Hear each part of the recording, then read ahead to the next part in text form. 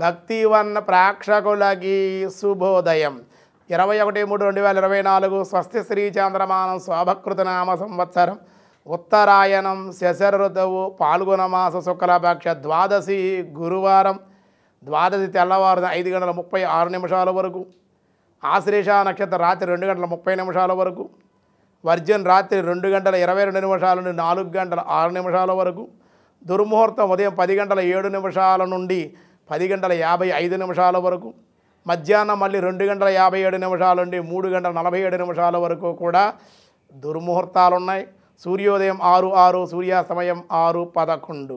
అమృతగల రాత్రి 12:46 నుండి 2:30 వరకు, రాహుకాలం మధ్యాహ్నం 1:30 నుండి 3 గంటల వరకు రాహుకాలం. శుభ సమయం ఉదయం 6 గంటల నుండి 7:30 వరకు శుభకాలం. సాయంకాలం 4 గంటల నుండి 5 గంటల వరకు శుభకాలం. సుకర్మయోగం రాత్రి 7:02 వరకు, అలాగే భవ సాయంత్రం 4:51 వరకు, అలాగే బాలవ తెల్లవారు 5:36. ఈరోజు సాధారణమైన వ్యవహారాలకి అనుకూలం. దినారంభ చక్రాన్ని బట్టి ఈరోజు మేష, వృషభ, మిథున, కర్కాటక రాశి వారికి అత్యంత అనుకూలంగా ఉంది. సింహ, కన్య, తుల, వృశ్చిక రాశి వారికి కూడా చాలా అనుకూలం.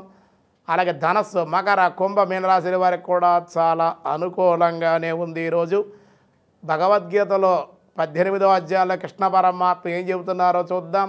పార్థాయ ప్రతిబోధితాం భగవతాం నారాయణేన స్వయం వ్యాసేనాగ్రథిత పురాణ మునినా మధ్యే మహాభారతం అద్వైతామృత పరిషిణీం భగవతీం అష్టాదశాధ్యాయినీం అంబా త్వామనుసందధామి భగవద్గీతే భవద్వేషిణీ నియతాం సంగరహితం అనురాగద్వేషితాంకృతం అపలం ప్రేప్సునా కర్మ ఏతత్ స్వాతికముచ్యతే. ఓ అర్జున, కర్తృత్వ అభిమానము కానీ ఫలాపేక్ష కానీ లేని పురుషుని చేత రాగద్వేషరహితముగా చేయబడు శాస్త్ర విహితమైన కర్మలను స్వాతిక కర్మ అంటారు. చాలా మంచిదయ్యా అని చెబుతూ ఉన్నారు. ఇంకా ఏం చెబుతున్నారనే విషయాలు రేపు చూద్దాం. ఈరోజు స్వస్తి.